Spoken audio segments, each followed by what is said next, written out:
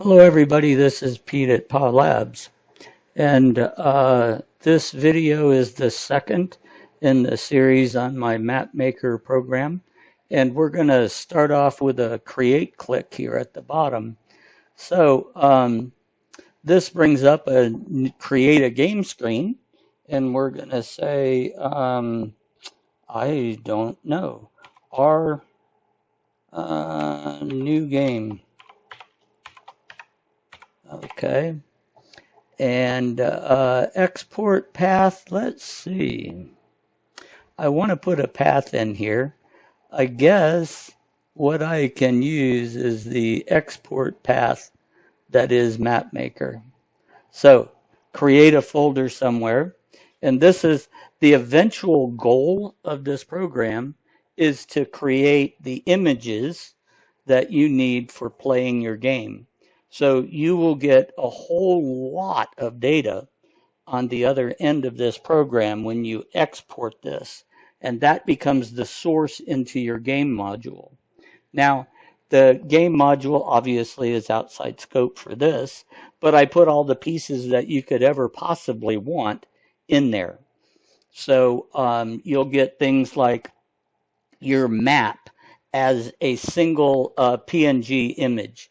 All of the graphics all stacked together, all of the labels, all of the, you know, what the map actually is made of graphically. You'll get a grid that you can put on top of the map. So if somebody wants a grid or doesn't want a grid, although I never quite understood that, I personally prefer grids. You'll get a sprite sheet with, remember that distinct graphical image?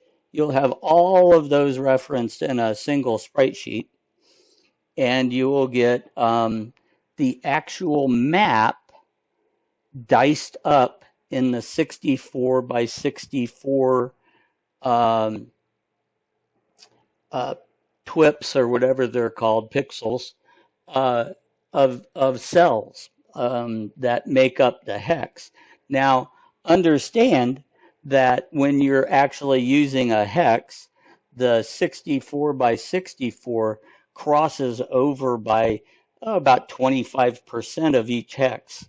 So this square that I'm cutting off the map includes the tip ends of the other ones that are there. But the cool thing is it includes it is your full map cut up into actual squares. So if you place them back in their proper places, everything goes back together. And that's used specifically, it's designed to be used for movement. When you have a game unit in one cell and you're moving it to another cell, you don't want to repaint the entire map. You just want that one cell to be replaced to nothing, and then you move your game piece to the next new cell and poof him back into existence there, and you've made the effect of movement, and you haven't blinked the screen or flashed a bunch of graphics, because all you've done is change two little pieces, and it's very, very fast. So let's come down here to the next piece on our create. I have a tendency to get wordy, as all of you I'm sure know at this point. So this will be until I come up with a better name. How about first map? Okay, so we can enter that, and rows are fine. I like 25 by 20, and I don't want square. So vertical means you go side to side, straight, and I don't want that. So I'm going to go with horizontal, which gives us the top and the bottoms are flat. And you don't have a whole lot of choice here. You can stay with 64 or you can go to 128. 128 makes for a massive sort of sprite sheet. You're welcome to use it. 64 is kind of the world standard. So all of the graphics in the entire system, it comes with over 3,000 graphics. that you can populate your maps with, all of those are in 128 by 128 pixels and then are shrunk down to actually build your map. So you got the detail of the 128 that gets reduced. So I don't know if you're going to provide a zoom feature.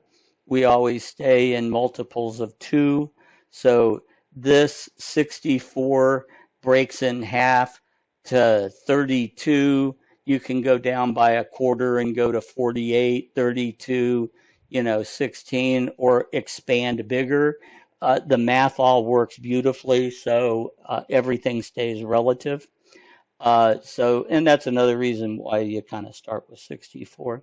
So we'll hit save, and he's generating our map for us, which means he's out there creating all of the rows and columns in the grid that we've told him to generate. And in a second, he'll be done, and then he'll paint well, this is basically the desktop to this application. And so we're sitting here at a blank screen. There's not a whole lot. All we have is a grid and a white background. So the system comes with 3 layers as a rule for all of the maps. And you can add multiple graphics layers, although I don't understand why you would. Let's go play with this a little bit. Let's come down here to the grasses, and we'll pick a grass. And if I want to place that, all I do is left click it. One click, and we get the actual cell painted, okay? Now, if I want to add something on top of that, let's go to foliage. We can come in here, and we have a lot of mixtures of things that we can do. Let's do this, and then we'll grab a different one, and we'll come over. Oops, I didn't quite get that right. You got to hit the center, or as close to the center as you can get, because of the entire concept of the square that really is. Let's put a little bit more in the center, huh? Let's come over here and say, okay, let's do this. Okay, so if I want, let's first take care of this. I don't want that there. So I right click it, foliage. I'm going to delete the foliage and hit save. So now I've gotten rid of that layer. So as you can see, a right click brings up the image at 128 by 128 pixels. And then you get to see what are the graphics that you've stacked together. All right. When you save to come back from there, it updates the actual image. And what he's doing is updating the individual hex. So envision, if you will, a square here. Okay. And if you notice that you have this quadrant and this little triangle, and we have one here and one here. So as I was saying, when one of your outputs of this system is the entire map cut into 64 by 64 squares, you get that overlapping pieces. So be aware of that. Yeah, I mean, that's basically all I want to point out on that. So you have a whole bunch of textures. You have waters that you can put in. We can add some swamp over here, and maybe, I don't know, we can just kind of make this up as we go. Maybe we want some swamp at the end of an ocean, okay, or a lake or something. So come down here to water, and let's pick up a good water tile. I kind of like that one for this map. And let's go ahead and do this. Well, you can't really see the swamp underneath that, can you? It's a waste of the graphic to be there. So we can come back here and delete that out and get rid of that. So we don't want a whole bunch of invisible graphics in here. And that's what this whole function is for. So it gets a little confusing. Whoops, I actually double clicked that. Whoops. Okay, so sometimes the click is a little bit much. Okay, so now we have some swamps. You know, I don't like this one either. Let's get rid of that. So our swamp kind of borders the western edge of this lake, let's say. And we can, since if you notice, we have this red square around here, and you can just continue to put in your water wherever you like. Takes it a half, I don't know what that time frame is, a quarter of a second.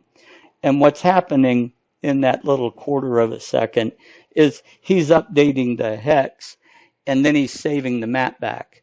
So your map is like if something happens, you lose power, God forbid my app crashes, you haven't lost anything. He saves as it changes. And by saving very frequently, the time it takes for each individual save is very small, as opposed to trying to save all of this data at one time.